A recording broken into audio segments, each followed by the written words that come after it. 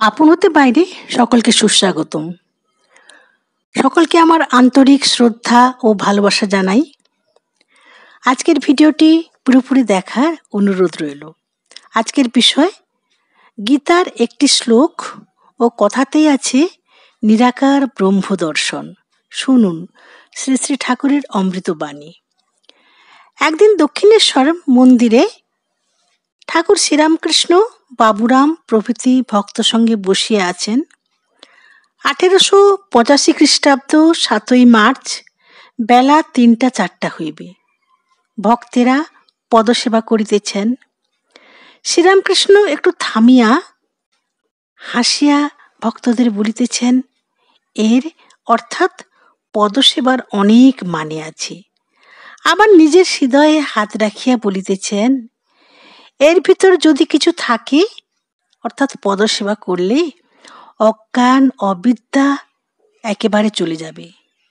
বন্ধুরা, ভিডিওটি পুরোপুরি দেখার অনুরোধ রইল এবং লাইক, শেয়ার, কমেন্ট, সাবস্ক্রাইব করে আমার পাশে থাকবেন।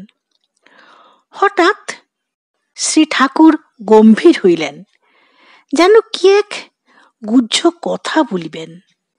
ভক্তদের বলিতেছেন, এখানে বাহিরের লোক কেউ নাই, তোমাদের একটি গুহ্য কথা বলিতেছি।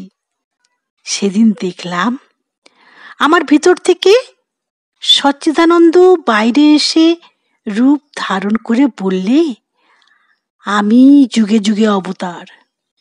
দেখলাম পূর্ণ আবির্ভাব, তবে সত্যগুণের ঐশ্বর্য। ভক্তেরা এ সকল কথা অবাক হইয়া শুনিতেছেন। কেহ কেহ গীতায় উক্ত ভগবান শ্রীকৃষ্ণের মহাবাক্য স্মরণ করিতেছেন, যদা যদা হি ধর্মস্য গ্লানির্ভবতি ভারত অভ্যুত্থানম ধর্মস্য তদাত্মানং সৃজাম্যহম পরিত্রাণায় সাধুনাং বিনাশায় চ দুষ্কৃতাম ধর্ম সংস্থাপনার্থায় সম্ভবামি যুগে যুগে।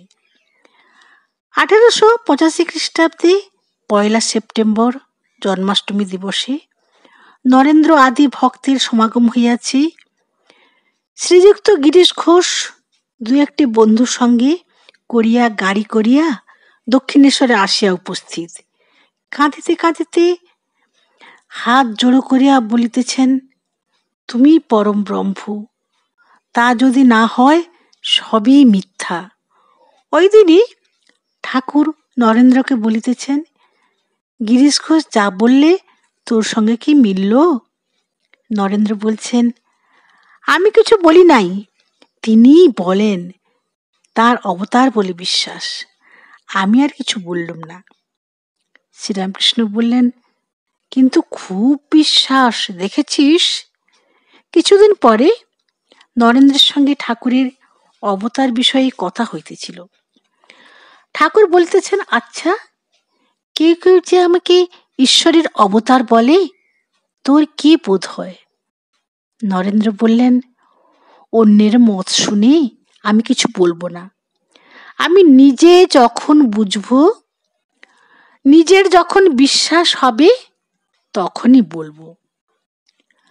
কাশীপুর উদ্যানে ঠাকুর যখন ক্যান্সার রোগে যন্ত্রণায় অস্থির হইয়াছেন, ভাতের তরল মণ্ড পর্যন্ত গলাধঃকরণ হইতেছে না, তখন একদিন নরেন্দ্র ঠাকুরের নিকট বসিয়া ভাবিতেছেন, এই যন্ত্রণা মধ্যে যদি বলেন যে আমি সেই ঈশ্বরের অবতার, তাহলে বিশ্বাস হয়। চকিতের মধ্যে অন্তর্যামী ঠাকুর বলিতেছেন, এখনো তোর সন্দেহ? যেই রাম, যে কৃষ্ণ, ইদানিং এ দেহে সেই রামকৃষ্ণ। বিদেশে বক্তৃতার মধ্যে স্বামীজি বলছেন, অবতার পুরুষ ধর্ম সংস্থাপনের জন্য যুগে যুগে দেহ ধারণ করেন। জিসাস খ্রাইস্টের ন্যায় দেশ কাল ভেদে তাহারা অবতীর্ণ হন। তাহারা মনে করিলে আমাদের পাপ মার্জনা ও মুক্তি দিতে পারেন। আমরা যেন তাহাদের সর্বদা পূজা করিতে পারি। যেই রাম সেই কৃষ্ণ, ইদানিং সেই রামকৃষ্ণ। এই মহাবাক্য স্মরণ করে স্বামীজি বিলাত হইতে কলিকাতায় প্রত্যাগমনের পর বেলুড় মঠে একটি একটি স্তব রচনা করিয়াছিলেন।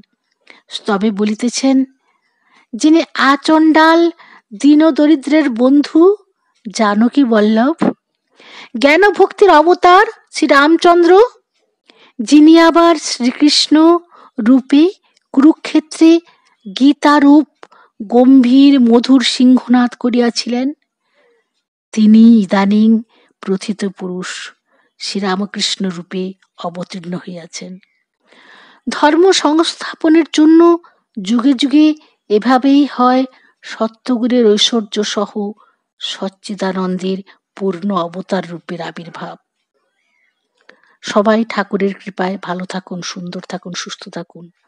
জয় শ্রী ঠাকুর, জয় শ্রীকৃষ্ণ, জয়